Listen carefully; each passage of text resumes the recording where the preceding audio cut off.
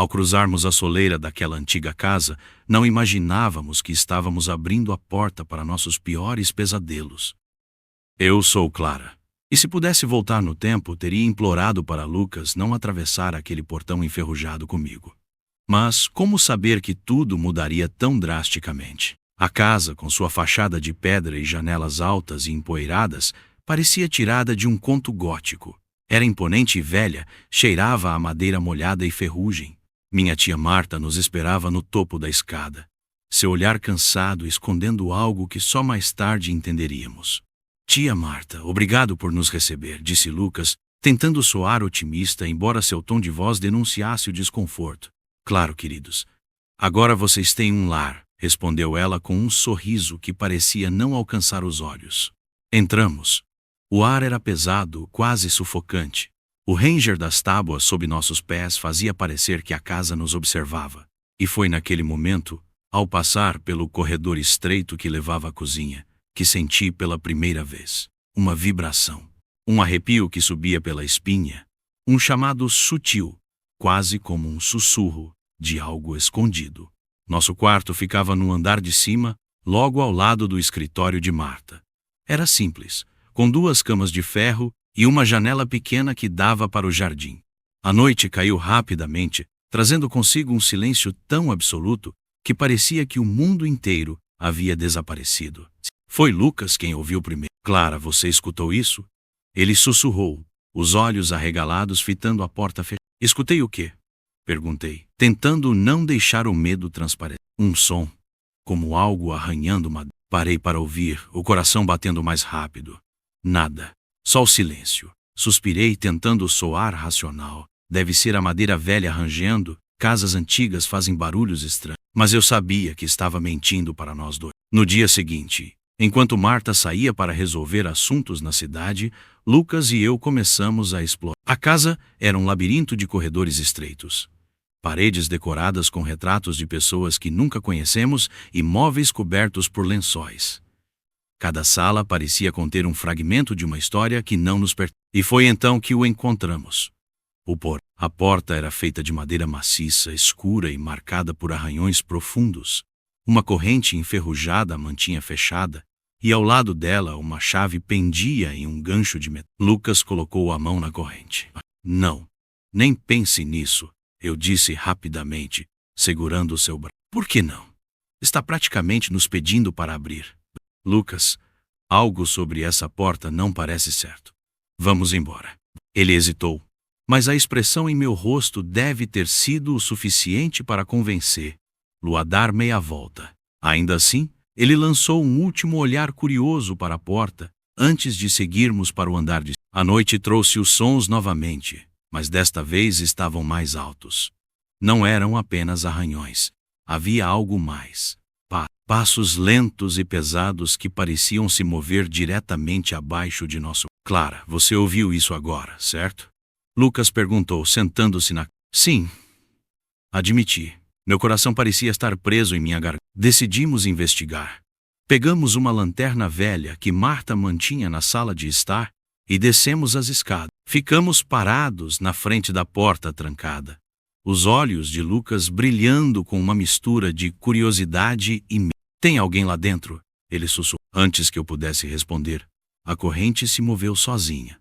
Foi um movimento sutil, mas o suficiente para nos fazer correr de volta para o quarto sem olhar para trás. No dia seguinte, confrontamos Marta sobre o porão. Ela parecia desconfortável, evitando nosso olhar enquanto mexia na chaleira. Não há nada no porão, disse ela, quase mecanicamente. Está vazio há anos. Só guardo coisas velhas. Mas, tia Marta, ouvimos coisas. Comecei, mas ela me interrompeu. Esqueçam o porão. Algumas portas devem permanecer fechadas. Aquela frase ficou comigo o dia inteiro. Não era uma resposta. Era um aviso. Naquela noite, Lucas insistiu que precisávamos descobrir o que estava escondido no porão. Mas algo em mim sabia que não estávamos prontos. Não ainda. A casa parecia viva, pulsando em sua escuridão. E enquanto tentávamos dormir, o som voltou. Mais forte, mais próximo. E dessa vez, não parecia estar vindo debaixo de nós, mas de dentro do nosso próprio. As paredes pareciam sussurrar segredos que o tempo tentou enterrar. Eu não conseguia dormir. Depois de outra noite repleta de ruídos e daquela sensação de algo nos observando, decidi que precisava descobrir o que estava acontecendo naquela casa. Lucas, sempre mais curioso do que prudente, já havia começado a mexer em caixas antigas no sótão enquanto Marta estava na cidade. Ele insistiu que devíamos procurar pistas sobre a história da casa. Se algo estranho está acontecendo, deve haver algum registro aqui, ele disse, enquanto puxava uma caixa de madeira coberta por teias de aranha. Subi até o sótão, onde o ar era denso e carregado de poeira.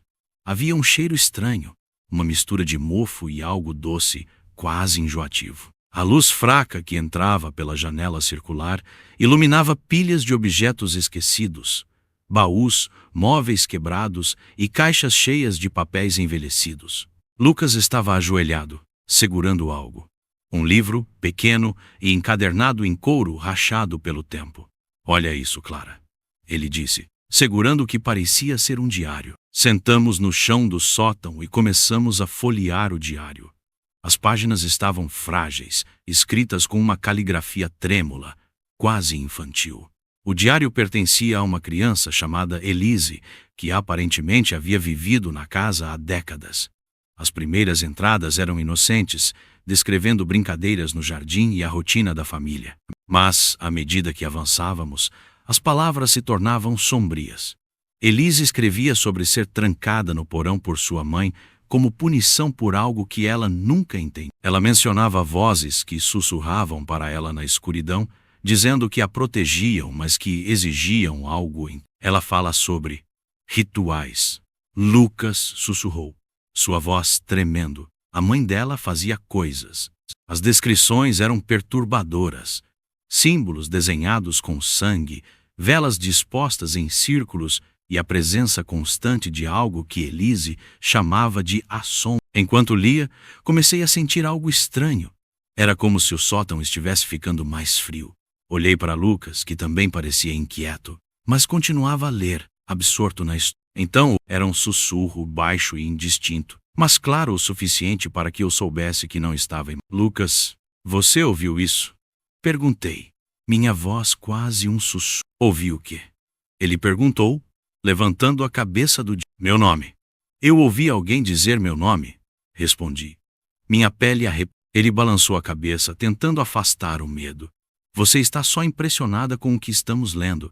É só sua mente pregando o pé. Mas não era. Eu sabia que não. Descemos correndo do sótão, levando o diário conosco. Marta estava na cozinha, cortando legumes com uma expressão tranquila, alheia ao caos que sentíamos dentro de nós. Tia Marta, comecei, segurando o diário como se fosse uma arma. Quem era Elise? O que aconteceu? Ela congelou. Por um momento, achei que fosse negar tudo, mas então soltou um suspiro profundo, largando a faca na... Elise era uma criança que viveu aqui antes de mim, disse ela, sem olhar nos nossos olhos. Mas essa casa não é comum. As coisas que aconteceram aqui eu nunca quis que vocês soubessem. Por quê? Lucas perguntou, sua voz subindo de... Porque algumas coisas são melhores deixadas no passado. Marta gritou, finalmente nos encarando. Seus olhos estavam cheios de... Ela não disse mais nada e saiu da cozinha, deixando-nos sozinhos com mais perguntas do que respostas. Naquela noite, os sussurros ficaram mais intensos. Não era só meu nome agora. Eu ouvia frases inteiras, embora não pudesse entender o significado. Era uma língua desconhecida, mas carregada de uma sensação de urgência e dizer. Lucas, apesar de seu ceticismo, também começou a ouvir. Clara, isso está ficando pior. Precisamos sair daqui, ele disse, mas eu sabia que não seria tão simples. Às 3 da manhã, a porta do nosso quarto abriu sozinha. Ficamos congelados, ouvindo passos no corredor, cada vez mais próximos. Algo estava vindo, e dessa vez não era apenas um som. O diário de Elise parecia ser a chave para entender o que estava acontecendo. Mas a verdade parecia ser mais terrível do que imaginávamos. As vozes, os passos, as sombras, tudo estava conectado. E enquanto a casa nos engolia em sua escuridão, uma coisa ficou clara. O passado nunca fica enterrado por muito tempo. Sabíamos que abrir aquela porta poderia libertar horrores inimagináveis, mas a verdade nos chamava. Eu não conseguia tirar da cabeça os sussurros e o diário de Elise. Era como se algo dentro de mim soubesse que precisávamos ir mais fundo, mesmo que cada instinto gritasse para fugir. Lucas estava hesitante, mas também sabia que não havia outra escolha. Se não descobrirmos o que está acontecendo, isso nunca vai parar. -6. Segurando a chave que tínhamos encontrado no fundo de uma gaveta do escritório de Marta. Ela era pequena, enferrujada e parecia não ser usada há anos, mas eu sabia exatamente o que abria. A porta do porão. A porta do porão sempre teve algo de estranho. Estava escondida em um corredor que parecia mais escuro do que o resto da casa, mesmo durante o dia. Quando finalmente a abrimos, o rangido ecoou pela casa como um grito. O cheiro que escapou de lá era forte e nauseante. Uma mistura de mofo, terra úmida e algo mais. Metálico. Lucas pegou uma lanterna. "Você tem certeza disso?" perguntou, sua voz baixa e trêmula. Balancei a cabeça, mas no fundo não tinha certeza de nada. Mesmo assim, descemos. Os degraus eram de madeira velha e rangiam sob nossos pés. A cada passo o ar ficava mais frio, mais pesado. A luz da lanterna de Lucas tremulava e comecei a sentir como se algo nos observasse. O porão era maior do que eu imaginava. Um espaço cavernoso que parecia se estender muito além do que seria fisicamente possível. As paredes estavam cobertas por símbolos estranhos, desenhados em um tom vermelho escuro que eu não queria acreditar ser sangue. Havia correntes penduradas no teto e presas às paredes. Algumas ainda tinham pedaços de tecido, como se alguém tivesse tentado se libertar. Lucas passou a lanterna por um canto, onde algo brilhava no chão. Eram ossos. "Clara, isso são ossos humanos", Lucas disse, recuando. Sua voz mal saiu, como se o próprio porão sugasse nossas palavras. De repente senti algo frio tocar meu ombro. Girei rapidamente, mas não havia ninguém. "Lucas, tem algo aqui", menos sussurrei, tentando não gritar. Ele também começou a olhar ao redor, sua respiração acelerada. "Eu sei", respondeu, olhando para as sombras que pareciam se mover nas bordas da luz da lanterna. O silêncio era ensurdecedor, interrompido apenas por um som baixo e contínuo. Um sussurro que parecia vir de todos os lugares ao mesmo tempo. No centro do porão, encontramos algo que parecia um altar. Era feito de pedra, com símbolos gravados em sua superfície e manchas escuras que pareciam ser de sangue seco. Sobre o altar, havia uma fotografia emoldurada de Elise. Ela nos observava, seus olhos carregados de tristeza e desespero. "Isso não é apenas uma casa", Lucas disse. "É um lugar de sacrifício." De repente, a porta do porão se fechou com um estrondo, mergulhando-nos em uma escuridão quase completa. A lanterna de Lucas piscou, e naquele breve momento de luz vimos a sombra. Era alta, amorfa e parecia sugar toda a luz e calor ao seu redor. Ela se moveu em nossa direção, e eu não conseguia me mexer. Meu corpo estava congelado, como se uma força invisível me prendesse ao chão. Lucas conseguiu reagir primeiro. Ele pegou minha mão e me puxou, correndo em direção aos degraus enquanto a sombra se aproximava. Subimos as escadas, tropeçando, enquanto o som de correntes e sussurros nos perseguia. Quando chegamos à porta, ela não abria. Lucas bateu nela com toda a força, gritando, enquanto eu tentava manter a lanterna apontada para a sombra que se aproximava. Finalmente, com um último empurrão desesperado, a porta se abriu, e nós saímos, fechando-a atrás de nós. A casa estava em silêncio novamente, mas sabíamos que algo havia mudado. O porão não era apenas um lugar físico, era um portal para algo muito mais sombrio. Sabíamos que não podíamos simplesmente ignorar o que tínhamos visto. A verdade estava lá embaixo, e ela não nos deixaria em paz. A casa exigia um sacrifício, e não sairíamos sem enfrentar seus demônios.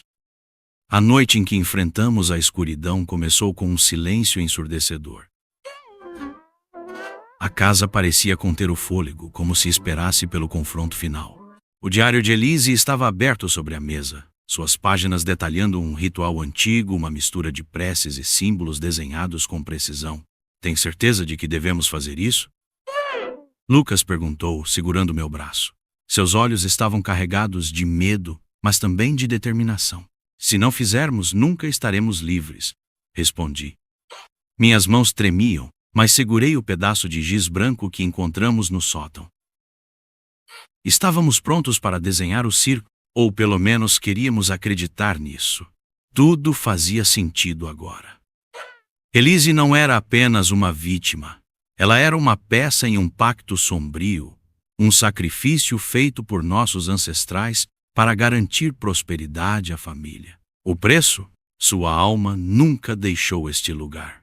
Enquanto Lucas acendia as velas no porão, eu lia as palavras do ritual em voz alta, tentando não tropeçar nos símbolos estranhos e frases em latim arcaico. O ar parecia mais pesado a cada verso, e as sombras ao nosso redor pareciam se mover, embora nenhuma de nós quisesse olhar diretamente para elas.